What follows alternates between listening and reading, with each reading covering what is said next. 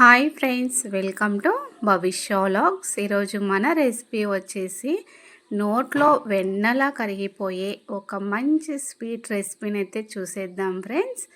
దీనిని తింటే మనకి పాలకోవ తిన్నంత టేస్ట్గా ఉంటుంది. ఇక్కడ మనము పాలు లేకపోయినా సరే పాలకోవ లాంటి స్వీట్ని ఎలా చేసుకోవాలో చూసేద్దాం ఫ్రెండ్స్. వీటిని ఇక్కడ పప్పులతో అయితే ప్రిపేర్ చేస్తున్నాను. ఈ స్వీట్ని అస్సలు మిస్ అవ్వద్దండి. టేస్ట్ అయితే చాలా చాలా బాగుంటుంది.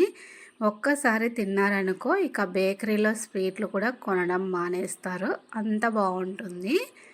చూసారు కదా, ఇక్కడ కప్పు పప్పులనైతే కొద్దిసేపు ఫ్రై చేసుకుందాము, ఇలా క్రిస్పీలా అయ్యే వరకు. వీటిని ఒక ప్లేట్లో తీసేసుకొని ఇప్పుడు చల్లార్చుకుందాము. పూర్తిగా చల్లారిన తర్వాత మిక్సీ జార్లో వేసుకొని గ్రైండ్ చేసుకోవాలి. ఈ స్వీట్ని పిల్లలు పెద్దలు ప్రతి ఒక్కరూ కూడా ఇష్టంగా తింటారు ఫ్రెండ్స్, అంత బాగుంటుంది. ఇక్కడ ఒక కప్పు పప్పులకి అరకప్పు హాఫ్ కప్పు చక్కెర అయితే వేసుకుంటున్నాను. ఇందులోనే నేనైతే ఇలాచీ పౌడర్ కూడా వేసుకున్నాను, యాలక్కల పౌడరు. మనకి పౌడర్ లేకపోతే ఒక 2-3 యాలక్కాయల్ని ఇందులో వేసేసుకోండి. దీన్ని ఇప్పుడు మనం మెత్తగా గ్రైండ్ చేసుకోవాలి. ఎంత మెత్తగా అంటే ఎక్కడ కూడా మనకి పప్పులు తగలకుండా మెత్తని పౌడర్లా చేసుకోవాలి. కావాలంటే దీనిని మనం జల్లెడ పట్టుకొనైనా తీసుకోవచ్చు. అలా కాకుండా ఇలా మెత్తగా అయినా కూడా గ్రైండ్ చేసుకోండి. ఇప్పుడు దీన్ని పక్కన పెట్టేసుకుందాము. ఒక ప్లేట్కి నెయ్యి రాసి పక్కన పెట్టేసుకోండి.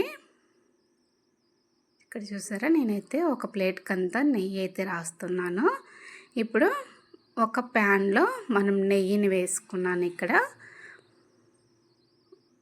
ఒక పావు కప్పు నెయ్యిని అయితే వేసుకున్నాను.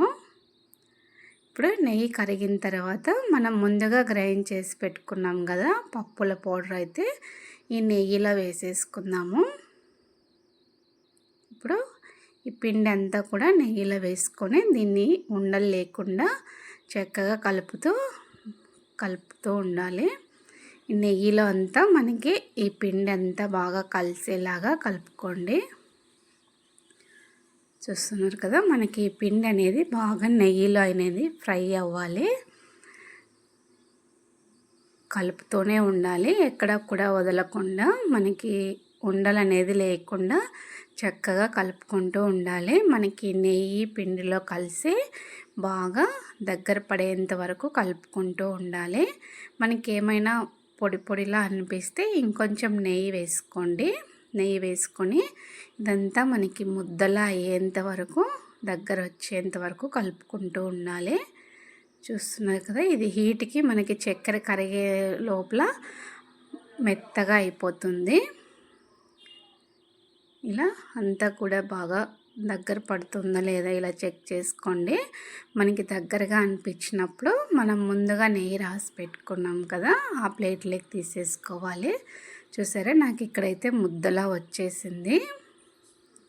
చూస్తున్నారు కదా, ఇలా వచ్చేసింది అనుకో చాలా అండి. మనకి అంత బాగా ఫ్రై అయిపోయి మనకి చక్కెర కూడా కరిగిపోయి ఇలా ముద్దలాగా అవుతుంది.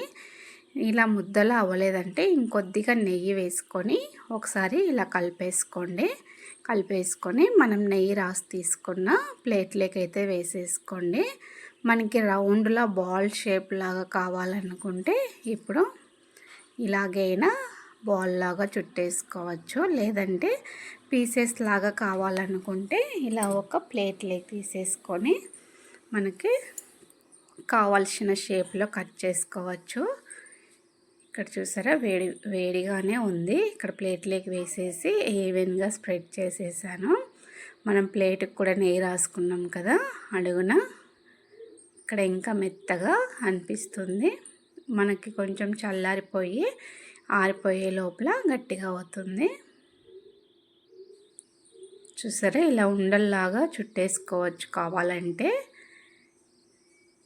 చాలా చాలా టేస్టీగా ఉంది ఫ్రెండ్స్, తప్పకుండా మీరు కూడా ట్రై చేయండి. ఇలా చేసుకొని నేనైతే ఇప్పుడు గార్నిష్ కోసం వీటిపైన బాదాంని అయితే పెడుతున్నాను. చూడ్డానికి కూడా కలర్ఫుల్గా చాలా బాగా కనిపిస్తాయి.